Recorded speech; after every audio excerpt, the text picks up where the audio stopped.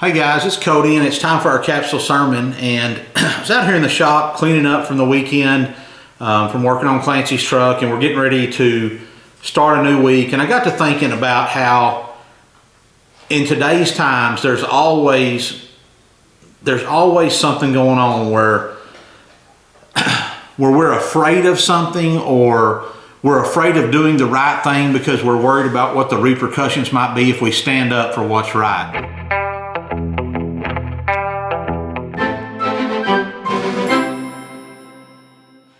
And I want to give you guys some encouragement about that for this coming week and for in the future. And I'm going to tell you a story about David, King David. He has just been anointed king, but he hasn't taken over that role. Saul is still the king of Israel. And he's going to face Goliath. Now, everybody's heard the story of David and Goliath, how this, in the coloring books and everything, it looks like a 10 or 12-year-old boy is takes on this giant. But in reality, he's probably around 16 to 18 years old. But regardless of that, he's still a boy. And I want you to put yourself in David's shoes. You're the youngest of your brothers.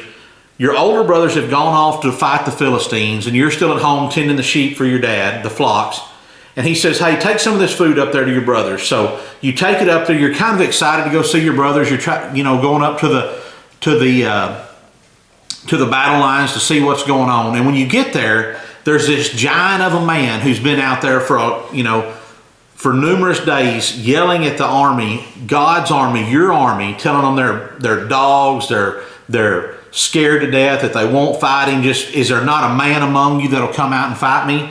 And listen to the way the men of the Israelite army had responded. It says in chapter 17 of 1 Samuel, verse 24, says, and all the men of Israel, when they saw the man, fled from him and were dreadfully afraid. So the grown men of the nation of Israel were scared to death of Goliath. They didn't any of them want to fight him. Listen to what David says. This somewhere around 16-year-old boy in verse 26, it says, then David spoke to the men who stood by him, saying, what shall be done for the man who kills this Philistine and takes away the reproach from Israel? For who is this uncircumcised Philistine that he should defy the armies of the living God? This 16-year-old boy says, who does this man think he is? Who does this guy think he is? He has no right to talk about God's army like this. He has no right to defy God. And guys, he had enough courage to take on Goliath when nobody else would.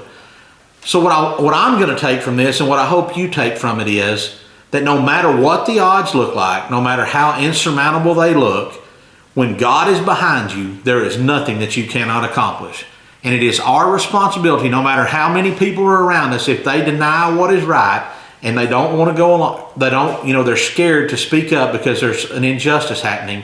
It's our responsibility to stand up and be that voice and be there as a witness to God, and to show that no matter what's going on, when God's behind us, there's nothing that can stop us.